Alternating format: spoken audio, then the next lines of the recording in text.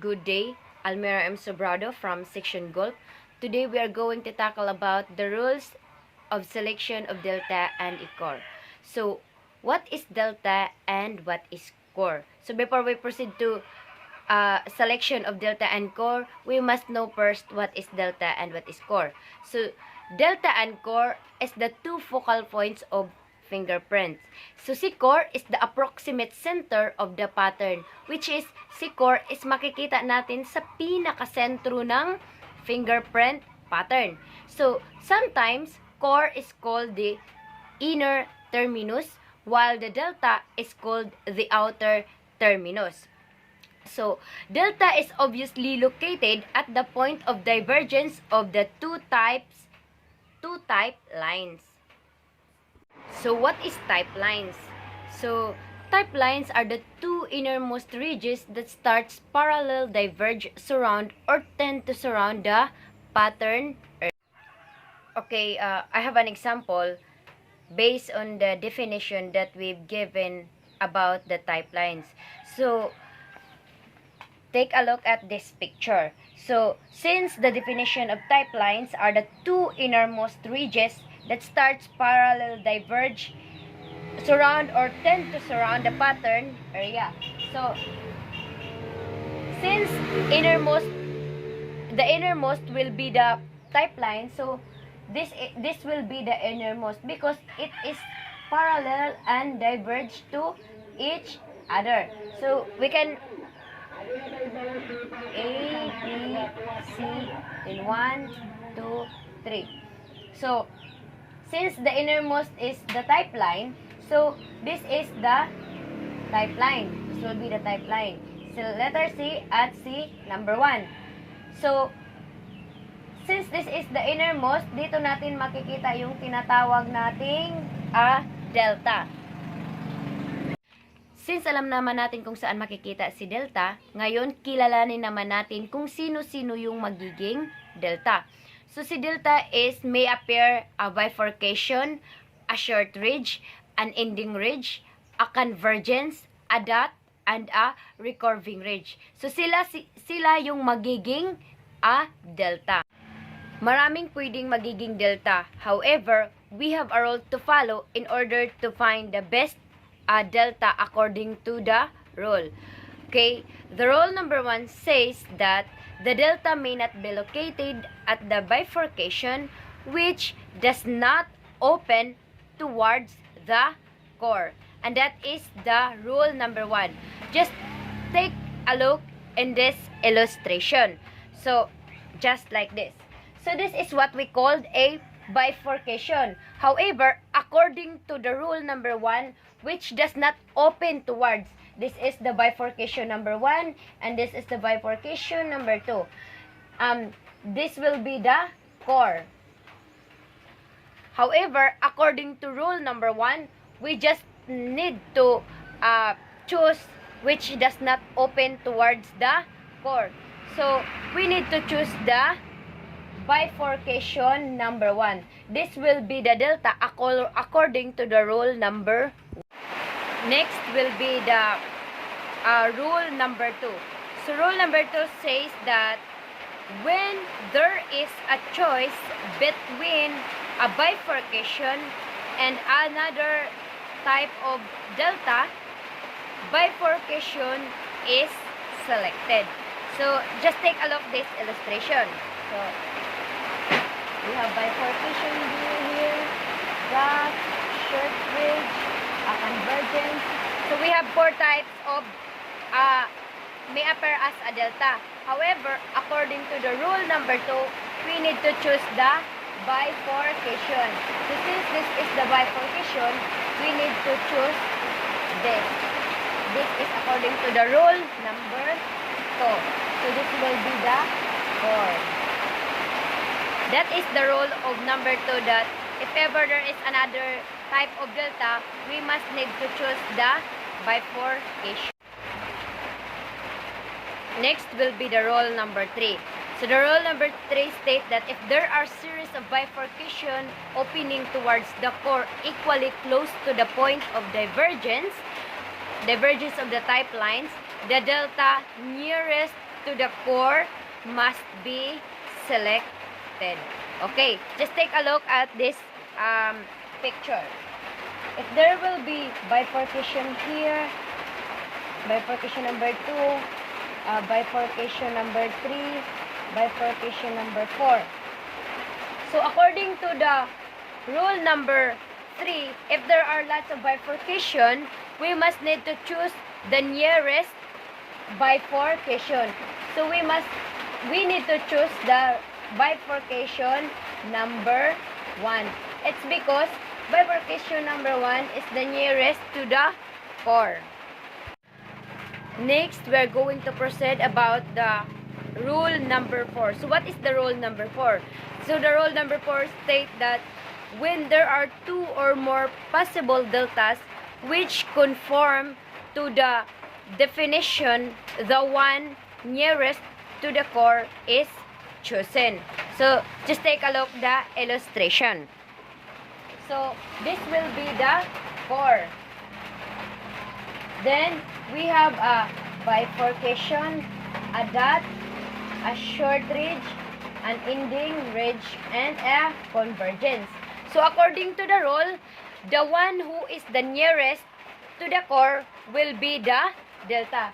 So since that is the nearest to the core, then the dot will be selected as a delta. So this will be the delta according to the rule number 4. Next, we have rule number 5. So the rule number 5 states that the delta may not be located in the middle of a ridge running between the type lines toward the core, but at nearer end only. So just take a look at this illustration. So this will be the core.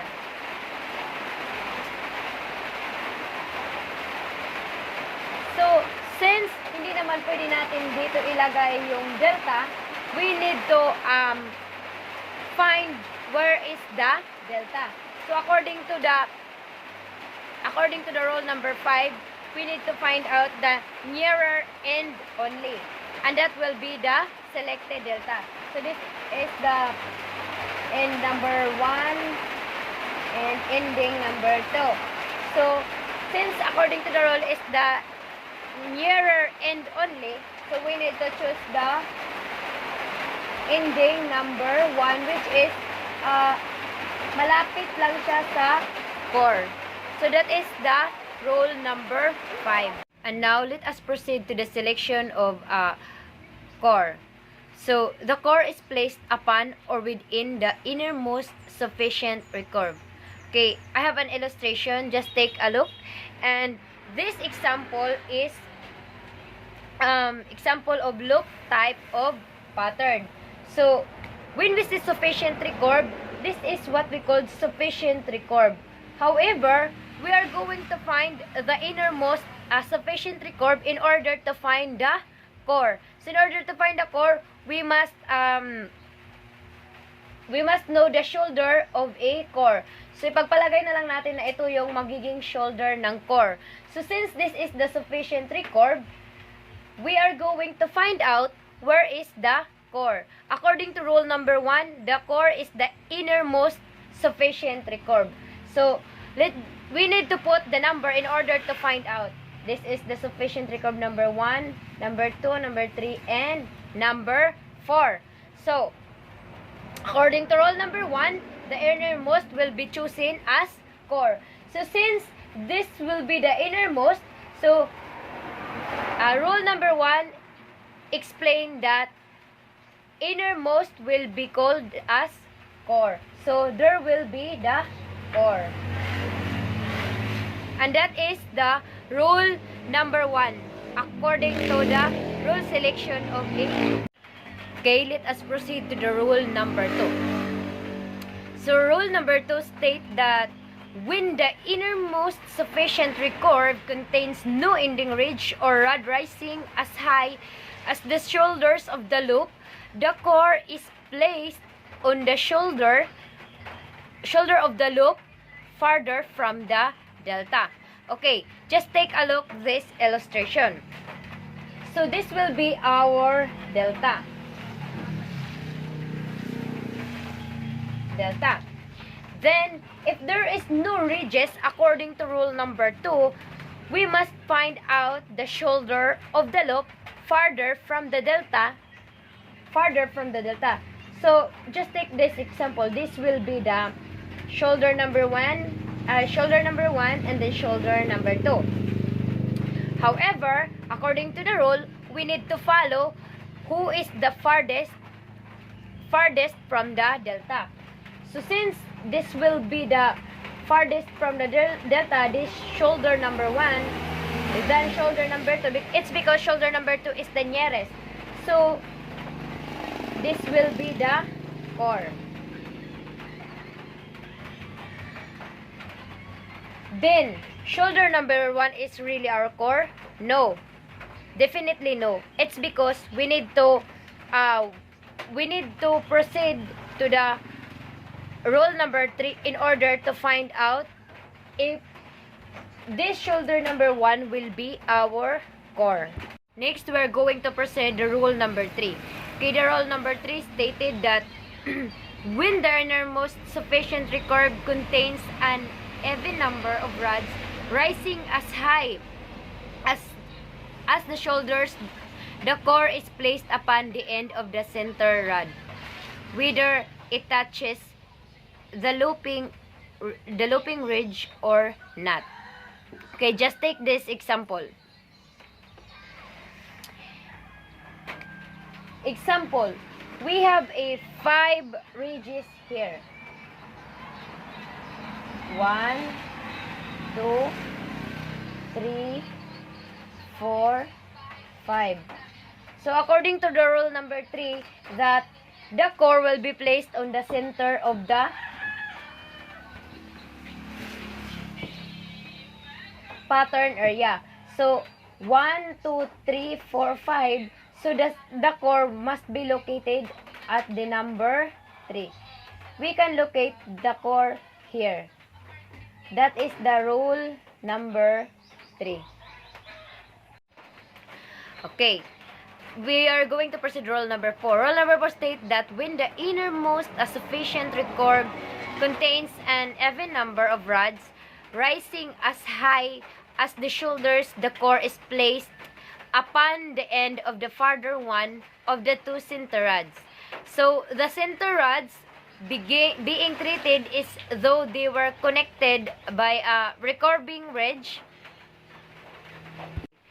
The next rule will be the rule number 4. Okay, the rule number 4 stated that when the innermost sufficient recurve contains an even number of rods rising as high as the shoulders, the core is placed upon the end of the farther one of the 2 center rods. So the center rods being treated as though they were connected by a recurving ridge. So just take this illustration. So when we say even, is yung magkakapares. Just like 2, 4, 6, 8, and 10. Example, there are 4 ridges. There are 4 ridges. 1, 2, 3, 4. There are 4 ridges. And this will be the delta. So according to the rule number 4 is the farther one to the... So we are going to focus this 2 center rods being treated. So this will be number 2 and number 3.